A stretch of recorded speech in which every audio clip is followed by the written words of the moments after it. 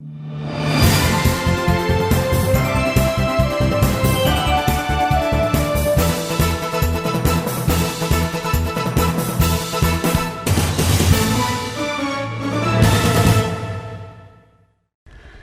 my dear folks, my dear fellow Americans. Welcome to the show. My name is Jack Xiao. It's the East-West show I'm hosting with Proud under G&E TV. I'm prouder today because I have an hero and an icon person joining me. At least she is the one for the past 16 years that I salute to because her hard work to the point to point, to get our community improved, to get us, we the people, represented. Her name is the Honorable Grace Napolitano, Congresswoman of the United States of America. Welcome to the show. Jack, it's a pleasure. Thank you so much. You've been great in being able to get information to the general public that you serve.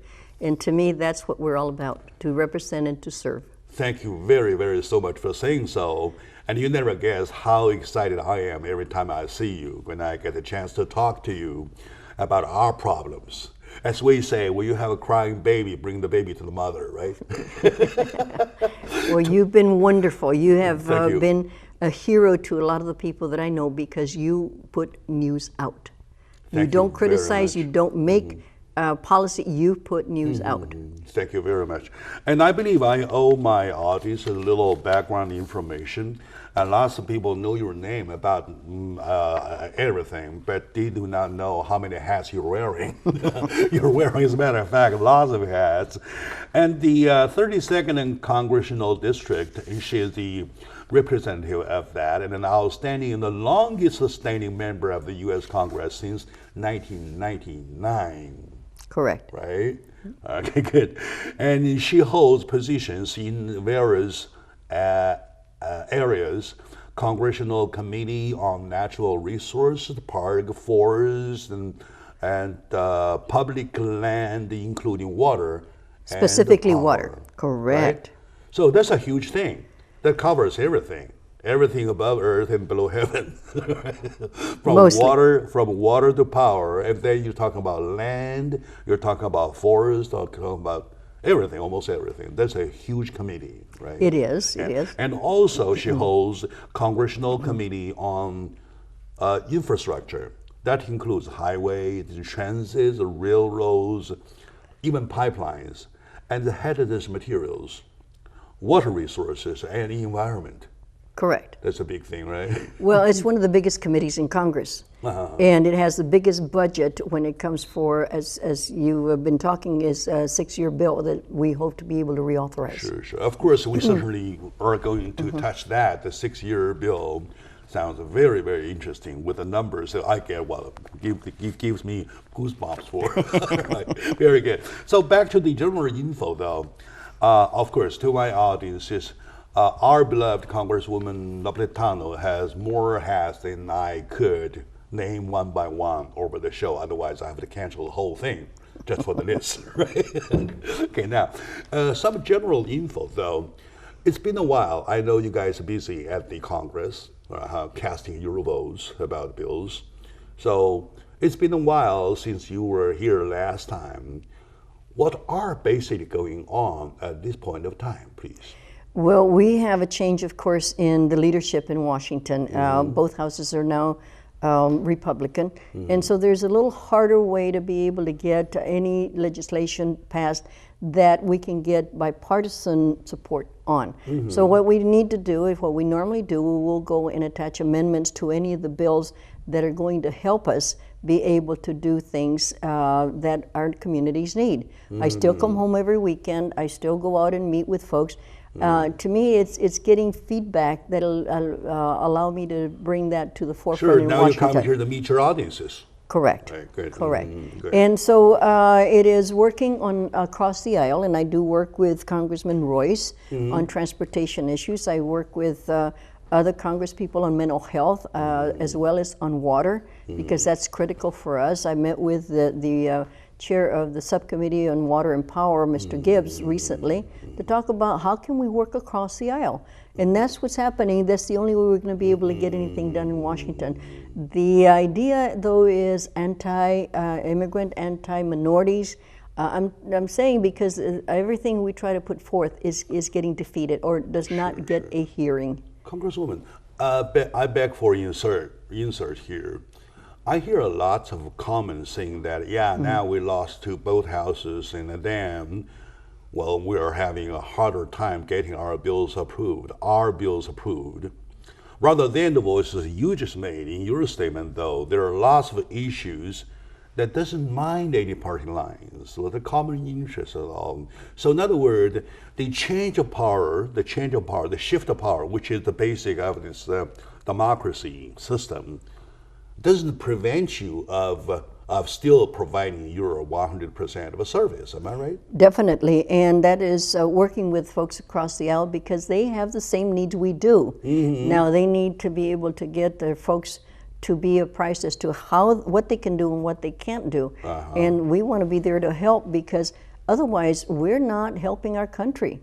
We're not helping our economy. You're right. And issues at mental health where people are beginning to be more aware of the need to give services and we don't have the funding for SAMHSA, substance abuse, and transportation and just things that everybody needs. It isn't just Democrats, it is everybody. And it's not Democrats, it's Americans. It is Americans, American correct. issue. Correct.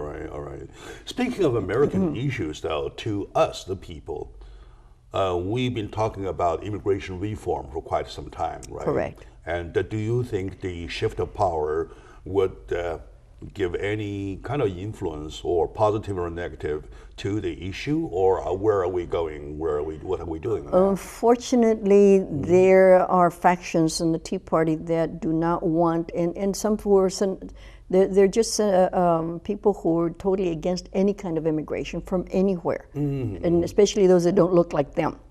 And so there is no way that the Senate or the House can pass good immigration reform. They were going to attach it to the last extension. The sequestration was coming up again, and they were going to attach it to that. Well, they found out that they weren't going to get the vote, so they backed off. But they still want to have President Obama's presidential edicts to be taken away, and that was for DAPA and DACA, for students who were brought here at an early age, and for their parents, which the president has taken steps that he possibly could have taken a long time ago, but now they're going to be officially implemented. Now, 20 some odd states have sued the United States because they want to overturn the Affordable Care Act provisions. And they're also against the implementation of anything that helps immigrants. So you need to keep an ear to the ground because if they are, how would I say, successful, hopefully they won't be, then there are going to be a lot of changes that are going to be anti-immigrant, and you're going to find more xenophobics, anti-immigrant, and hate and bullying and things of that nature. In other words, even with a strong wish to serve as existing, just such as you stated yourself, with the change of the environment, there are still some kind of difficulties that we have to be realistically realize, such as immigration reform issues, right? Correct. Right. Correct. Think of how about President Obama's executive order? They say, okay, now that's an executive order, and let's talk about money. There is no money at all. So, what's your take on that? Well, the interesting part is that when some of the folks who wanted to strike down President Obama's executive orders, and by reducing the budget, that didn't work because the immigration service is paid for by the fees they charge. There is no federal money going into it. So they couldn't strike anything down because there wasn't anything. Self-supporting. So, correct. And so they're looking at other ways of being able to strike and reduce the funding or take away their ability for that to be implemented. I see. So that's where you have to be careful of how things are turning out. Hopefully they're not going to be successful because I think this country thrives on our immigrant population who bring in ideas, new entrepreneurs, and they're the hardest workers. They're the ones who take the jobs most of our folks do not want. I'm 100% for that because I'm one of them. I'm one of the hardworking people. I'm one of the people. Right? You sure are. Now, my dear audience, this is how excited. You never guess how excited I am talking to my hero, our Congresswoman Grace Napolitano of the 32nd District, Congressional District. Welcome back home to California. I know you sacrifice a lot going back and forth. Anyway, everybody has a family, right? Let's take a short moment now. When we come back, we'll keep finding some major issues. And of course, we have lots of good news for you. Don't be scared. So we'll be right back. Stay with us.